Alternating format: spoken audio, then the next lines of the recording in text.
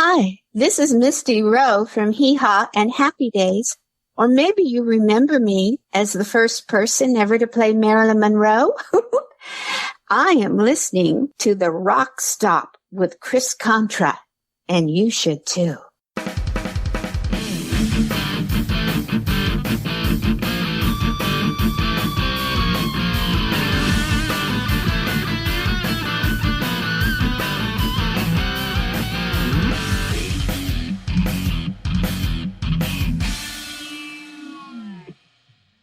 Okay, welcome into the RockStop. Chris Contra here. My guest tonight was a regular on the popular variety show Hee Haw for almost 2 decades. She's appeared in numerous TV shows and movies throughout the years, and she has just released her autobiography. I'd like to welcome to the show, Misty Rowe. Well, thank you, Chris. It's great having you here. So the idea of an autobiography dawned on you when? Well, you know, everybody I think wants to write a book sometime in their life, and I just never had the time, and I had written shows for casinos and I'd written some plays, but writing your whole life, I felt I needed help on that. Mm-hmm. I needed another eye. Someone can keep you on the project and not let you emote too much, but not let you tell too little. And it's your life. So there are ups and downs. There were great successes and romances and divorce and all kinds of things. But how much do you tell? How much do you expose? But my daughter, she's 28 and her name is Dreama. And she has been begging me for years to write a book on my life because she was born after my television career. Yeah. And also Alzheimer's. My mom had Alzheimer's, and she was afraid if it ran in the family that someday I may forget all the great stars I worked with or the people I loved. And she said, Mom, if you had a book, I could read it back to you. I was working so much. Even after my TV career, I got on stage and doing a lot of musical shows and then became a director. And then the pandemic hit. And me, just like, you know, millions of other people, we couldn't work. And we're self-isolating at home. And my daughter said, you know, Mom, be a good time to write that book. Really? So it's been over the last year that you really put the pedal to the metal and went for the book. Well, it actually started in May. And the publisher, Scott England, they're out of Nashville, Tennessee. And I'm in South Carolina. And they said, we would like to interview you for your book. But they set it up where I could Zoom with them 3 times a week for 2 hours for 4 months. And then they had me send boxes and boxes of photos from throughout my life and career, all my press clippings and mementos, and send them to Nashville. So it's really surprising to me that there are going to be 225 pictures in the book, you know, from Hee Haw, from Happy Days, me as Marilyn Monroe, meeting Elton John, going to the Oscars, everything is going to be in there. And it's a lot of pictures that people haven't seen. So I'm really excited. Oh, wow. So we'll see photos of you even before your fame? Yes. They even dug into my high school days and what I call my cheesecake career, because when I was a starving young actress before I got on TV, you know, you have part-time jobs, but you want to leave yourself open so you can go on auditions and you can still study at an acting workshop. And, you know, you really need to pay the bills. So I started entering beauty contests, but they were really, really obscure things like Miss Wahine Bikini and my favorite, Miss Rigid Tool. So you will have to get the book to find out how I got that. Oh, wow. Okay. That sounds like, it's definitely worth the read right there. So did you have showbiz aspirations early on? You entering these contests and things as part of that? Oh, I had a terrible lisp as a child. And I came from, I want to say, a violent childhood. my father drank and it wasn't all that happy. So I sort of had my own little fantasy world. And I was raised by nuns. I went to a Catholic school for 8 years. Really? And then when I got in high school, I didn't like any of the classes. I wasn't a terrific student for history or math. I had dreams, and I got into drama. And I learned acting and directing and play production and how to paint scenery. And the drama groups, they were like nerdy, you know? Mm-hmm. And we all sort of clicked because we all had sort of strange pasts. We created things, and they were my buds. They were my group. So that's interesting. So you say you kind of used, doing drama and things as an escape from your own kind of rough, early life there that, eventually led to a career for you. It did. And I was really lucky, I tell you, to have people help me along the way. Yeah. And then I had to have all kinds of part-time jobs. I mean, I was a French fry flipper. I mean, just all kinds of strange stuff. And at Miss Rigid Tool. And, and when I was Miss Radiant Radish, that was for a health food store that was managed by Brian Wilson, the Beach Boy. Beach Boys, yep. Yeah, it was a health food store. And my job was to stand in a bikini covered with radish leaves and hand out energy bars as people walked into the store. So your looks were a big part of your success. I mean, you're entering beauty contests and you're, posing in bikinis and for things like that. And eventually, you hit your time on Hee Haw and, doing movies like the Marilyn Monroe movie, certainly kind of cemented you as a sex symbol of that era. Did you start realizing that early on, or? I never did. I got work and I would wear anything they put on me. And then I posed for Playboy and I took off what they told me to take off. So it was like I was always working and doing, I mean, things just fell out of the sky because people helped me along the way. And I just could not have done 400 TV shows and 10 movies and thousands of stage appearances if people hadn't helped me along the way. Right. No, I hear you. And you talk about posing for Playboy. So you yourself didn't see yourself as like a sex symbol, but certainly other people did. No question about that. Oh, well, thank you. I don't know if you know the issue I was in. I had a star pictorial. I actually do. This was the issue with Jimmy Carter. Yes, it's very famous and it's sold out. And, it's kind of a kicky thing to say, oh, yes, I was in Playboy. And Jimmy Carter was too, but he wore more clothes. Right. Now, like when you were, you were doing the pictorial and everything at the time, did you know that he would be on the, he would be in the magazine? It would be that issue? Not at that time. After I had my shoot, because they said it was going to be about 6 pages. Mm-hmm. They called me, Marilyn Grabowski, who was like one of the editors at that time and the talent coordinator. She called me and she said, I know we told you we were going to give you 6 pages in October, but you may want to have 4 pages in November. And I said, why? And she said, because Jimmy Carter is running for president and he has done the interview. And the interview has run quite long. So we have to kind of shorten everything else. But I said, well, I don't know what to do. And she said, well, you let me give you some advice. The Jimmy Carter issue will sell out and will probably be a historical issue. So if I were you, I'd take that one. Wow. So I did. I took her advice. And I was in the star pictorial of Playboy in the Jimmy Carter issue. Wow, that's really interesting. So they actually gave you a choice to, maybe be in a different one or that one. And I tell you, my career just exploded after that.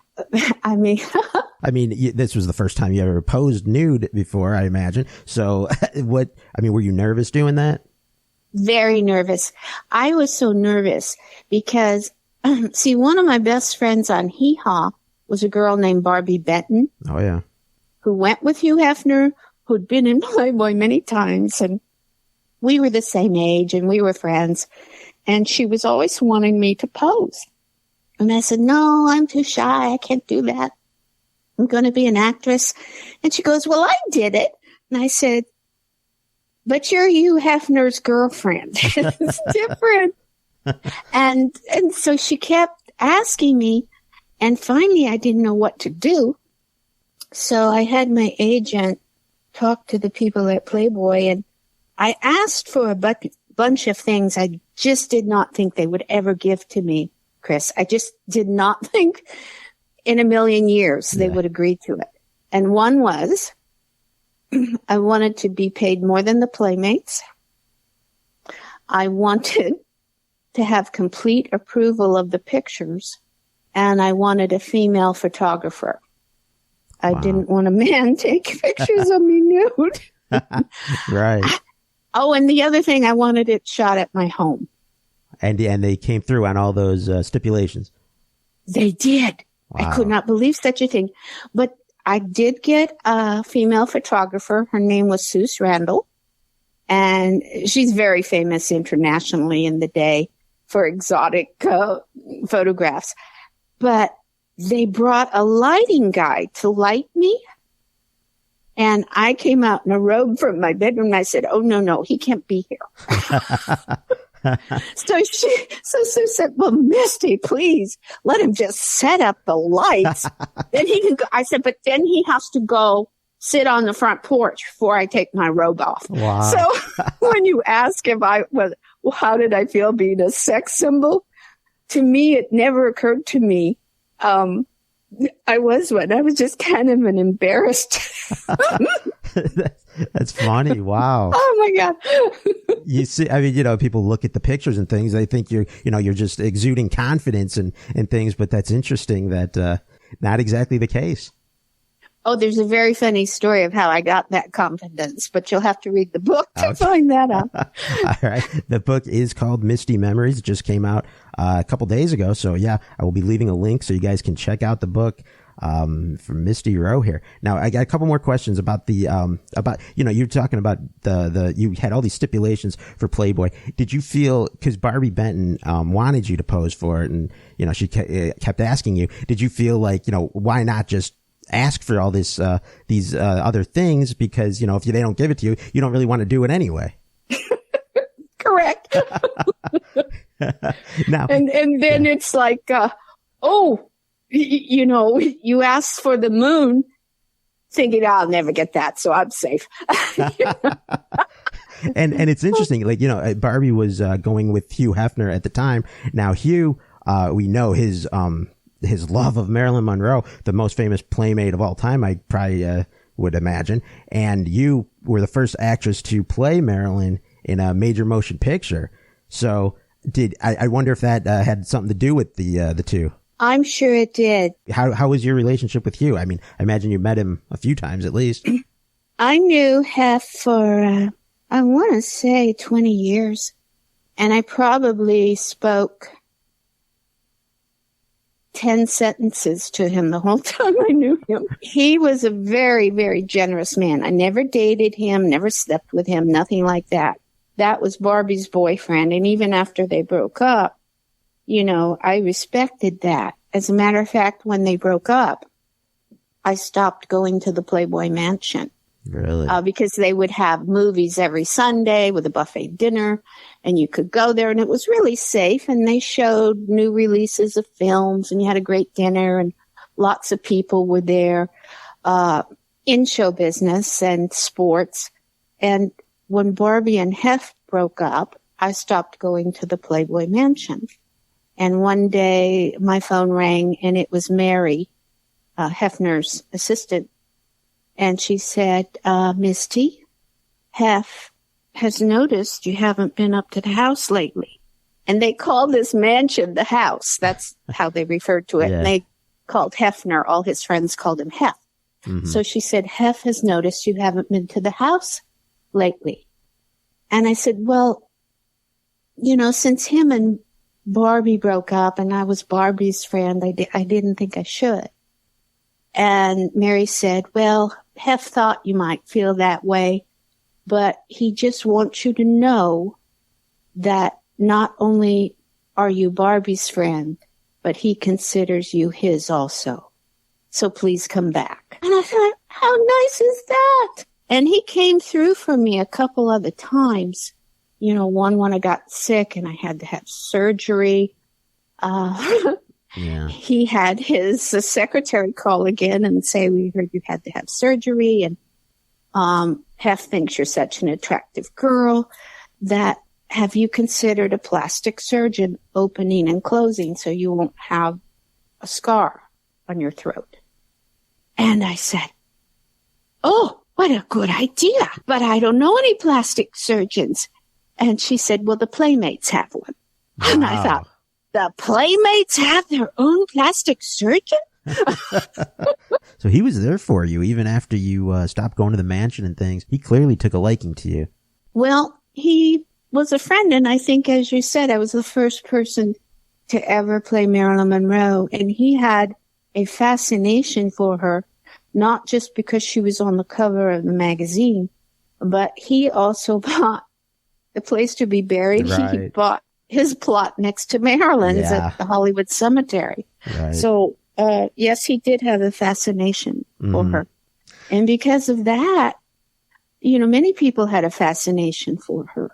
Yeah. And it's not that I was her, but in some pictures I look pretty darn close. I've seen some of those pictures, and some of them are in your new book too. Correct? Yes, they are. And that is why I got to meet Elton John when I went to London for the opening of Goodbye Norma Jean, modeling the famous 7-year itch dress. So I had quite an adventure. And it's for people who wanted to maybe check out the movie. I don't know how you feel about it these days. Goodbye Norma Jean was the name of the movie, which was Marilyn's real name, Norma Jean. And that came out in 1976. So, I mean, she passed away, I think, in the early 60s, 62 or something. And then 62. Yeah. So then that movie came out in 76. That was the first movie to, you know, have somebody portray the icon Marilyn Monroe. Now, were you a fan of hers? She died when I was very young, so I didn't know who she was. But I had seen a trailer at the movies that I used to go to with my two brothers when we were little of Some Like It Hot. And they had this bosomy blonde with a little ukulele running wild, you know. It just, and I thought, oh my God, who is that? But because I went to Catholic school, the Catholic Church condemned Some Like It Hot, and nobody could see it or we'd lose our souls. So I didn't get to see any of her movies when I was growing up. So then when you, got the part in the movie, did you research her? How did that? I researched her a lot after I got out of Catholic school. Right. But when I first went to Hollywood and I'd go to auditions and, the casting directors would say, you have a breathy quality. It's a little like Marilyn Monroe. And I said, oh, thank you. And then I started to watch her films. Yeah. Just to think, who is this Marilyn Monroe? And now Larry Buchanan directed you in that movie. So he cast you. Now, playing an icon like Marilyn, she's got such loyal fans that, any misstep is going to upset them. They want her, represented a certain way and things like that. So, I mean, that's a lot of pressure on you going into the movie. And then you got to rely on Larry Buchanan's vision of, directing that movie. Yes, Larry Buchanan's vision and my vision were two different things, and we really butted heads a lot. Really? And it became a torment for me. And, I was disappointed in a lot of things, but loved a lot of others. The one thing I loved about the movie is we shot in places where Marilyn had actually lived. Oh, that's cool. Now, you said it was, sort of you and Buchanan were butting heads a little bit on that movie. So, I mean, overall, what did you think of the whole, how the movie turned out? You have to read the book. Okay. Because it's not going to be what people think. But what was incredible was the promotion for the film after, and all the places I got to travel to, like Rome and the Cannes Film Festival and London and Australia and just it opened everywhere, and I would go for the opening, and everyone was so nice to me. There were many things in the film I wish were not in there. Really? So you go into more detail about that in the book, Misty Memories. Oh, it's an entire chapter, and there are a lot of pictures. Okay. And then I know, you rejoined Larry Buchanan to do another Marilyn movie years later called Good Night, Sweet Marilyn. What made you decide to, then work with him again after that one? I did not. Now, how you say, what do you mean you didn't work with him? You're in 80% of the film. Yes. But what do you think he did? I imagine he took clips from the previous movie. And I was never paid. Oh. So I talk about that in the book too. That's rough. I mean, I don't even know how he can get away with that. I might have done something about it at the time, but I was pregnant. Oh. And then when he did it, and then I lost my baby. So it was just, it was not the time to go to court. Right. And then I thought, it won't be a very good film. It'll never get out. And it haunts me to this day. To speak of your career, of course, you're best known for Hee Haw, the show that ran for, one of the longest running syndicated shows, I think, of all time, right? I mean, it's up there. It's definitely And when there. it ended, I was so sad when it ended, and my friend said, "Oh, you had a job for 19 years and then it ended. We're not feeling sorry for you." Now the shooting schedule for that show was very unique. Hee Haw was the first computer edited show in the history of television. Shoot maybe all the cornfields one day, all Roy Clark's songs the next day, my bedtime stories and Junior Sample BR 549 the next day. And then the guest stars would come in and we'd do pickin' and grinnin's with them. All that was put into the computer, and it would dish it out so much per show. Every show would have a pickin' and grinnin'. Every show would have cornfield. Yeah. Every show would have a guest star sing. There was always an opening number with the cast and a closing number with the cast. And the computer would do that. So they could shoot on a schedule that was really a mad pace. I worked 4 weeks in June and 2 weeks in October, the same as the rest of the cast. And then all the rest of the year, I could do other things. And that's why my career is so diversified. And another role you were doing at the time was on Happy Days. You were really probably the only carhop that I know from that show. I mean, because you're in the opening credits. And yes, I was Wendy the carhop. Right. And there was another carhop too. And I think she has passed. I liked her a lot. Oh, yeah. But I stay in touch a lot with Donnie Most, who played Ralph Malph. Uh-huh. Oh. And I was directed by Ron Howard when he first started directing. He directed me in an episode of Happy Days. Now, let me ask you real quick. There's a band called Young Heart Attack, and they have written a song dedicated to you, appropriately entitled Misty Rowe, that came out back in the early 2000s. So what do you think about that? It's heavy metal. And my musical director, when we did Misty Christmas, he told me about it. And I said, "Oh, no." He said, "No, this band wrote a song using your name, and it's about you because it refers to Daisy May and Wendy the carhop and Marilyn and Norma Jean. It's about you, Misty, I am telling you." And I thought, well, well, I heard it. And it was so loud and so pounding. I mean, I actually started to really like that pounding beat. I couldn't really understand the lyrics. Uh-huh. Well, 5 years later, my teenage daughter got a hold of it. And she said, "Mom, how could you let them write this song on you?" I said, "I didn't. They just did it." She said, "Mom, they're calling it Misty Rowe, and they're singing that you took drugs."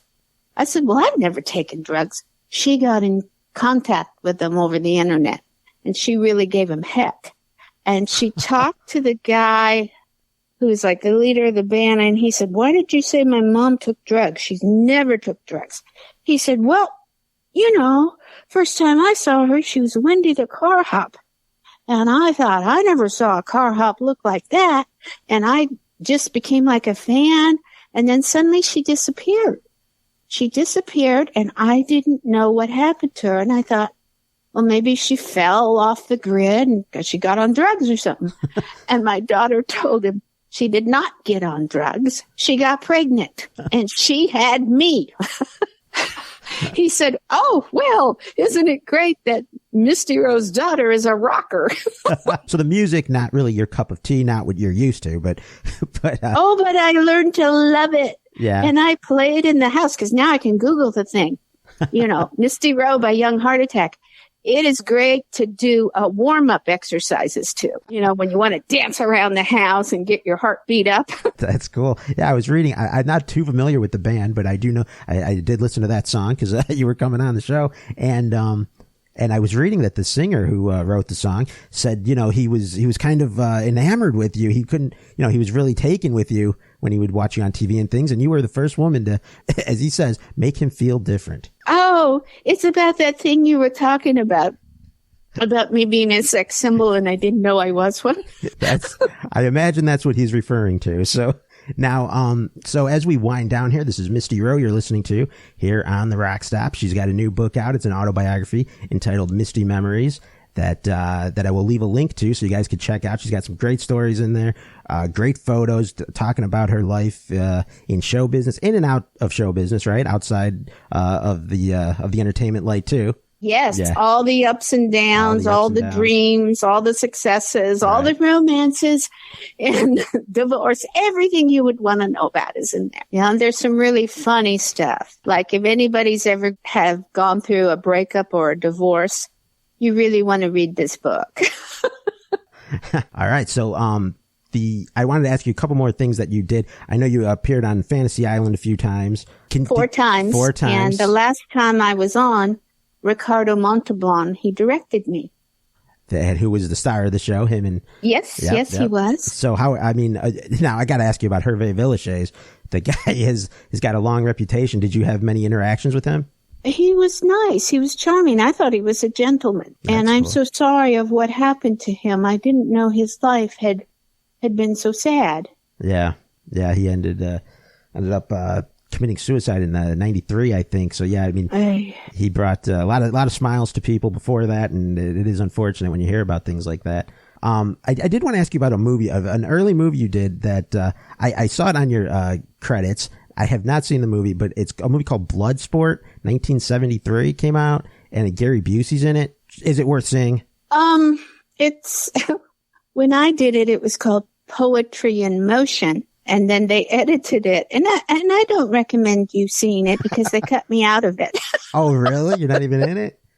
But whenever they show it, they still pay me. Oh, okay. So, because when I did it, it was Poetry in Motion. And then the director decided to go a different way and call it Bloodsport, which was about, football. Right. But Gary and I were friends, and he went on to do the Buddy Holly story, and he was just phenomenal. Oh, yeah. And when he came to Nashville, there's a guy that started Hee Haw the same day I did, actor Gaylord Sartain. Oh, yeah, right.